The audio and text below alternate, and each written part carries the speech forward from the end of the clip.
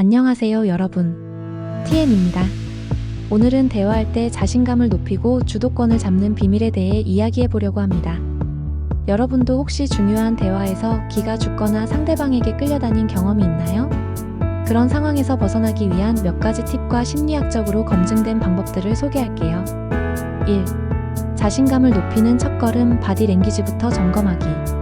사람들은 대화 중 말로 전달되는 정보보다 시각적인 정보에 더 큰 영향을 받습니다. 자세를 바로잡으세요. 등이 굳거나 움츠러든 자세는 자신감이 부족해 보이게 합니다. 허리를 펴고 어깨를 자연스럽게 내리면 더 안정적인 인상을 줄 수 있습니다. 눈을 마주치세요. 시선을 피하면 긴장하거나 불안해 보일 수 있습니다. 상대방의 눈을 자연스럽게 바라보는 것이 중요합니다. 손 제스처를 활용하세요. 말에 맞는 손 동작은 자신감을 표현하며 대화에 생동감을 더합니다. 연구에 따르면 적절한 제스처를 사용하는 사람은 설득력이 20% 이상 높아진다고 합니다. 2. 말하기 전에 잠깐의 여유 가지기. 긴장이 될수록 빠르게 말을 쏟아내기 쉽습니다. 하지만 대화에서 주도권을 잡으려면 여유를 보여야 합니다. 질문을 받았을 때 바로 대답하려 하지 말고 한 박자 쉬어가며 생각을 정리하세요. 이렇게 하면 지적인 이미지와 함께 대화를 통제할 여유를 느낄 수 있습니다. 속도를 조절하세요. 너무 빠르게 말하면 상대방이 압도될 수 있지만 너무 느리면 자신감이 없어 보일 수 있으니 적당한 속도를 유지하세요. 3. 상대방의 말에 적극적으로 반응하기. 대화의 주도권은 단순히 많이 말한다고 잡히는 것이 아닙니다. 상대방이 자신이 중요하다고 느끼게 만드는 것이 핵심이죠. 적극적으로 경청하세요. 고개를 끄덕이거나 맞아요, 그렇군요 같은 짧은 리액션을 통해 상대방의 말을 인정해주세요.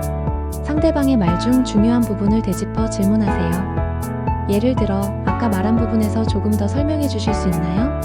와 같은 질문은 대화를 주도하는 데 효과적입니다. 4. 자신감 있는 목소리로 말하기.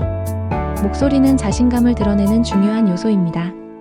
연구에 따르면 낮고 안정적인 목소리는 신뢰와 권위를 느끼게 한다고 합니다.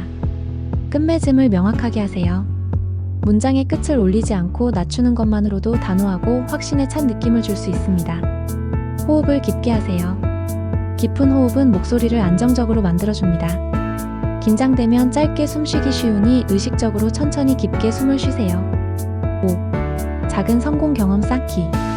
자신감은 하루아침에 생기는 것이 아닙니다. 작은 성공 경험을 통해 서서히 쌓아야 합니다. 먼저 편안한 환경에서 대화를 연습하세요. 친구나 가족과의 대화에서 적극적으로 의견을 표현하며 자신감을 길러보세요.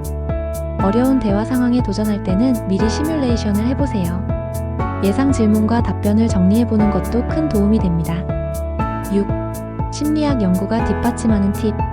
하버드대의 연구에 따르면 중요한 대화를 앞두고 파워 포즈를 취하면 자신감이 높아진다고 합니다.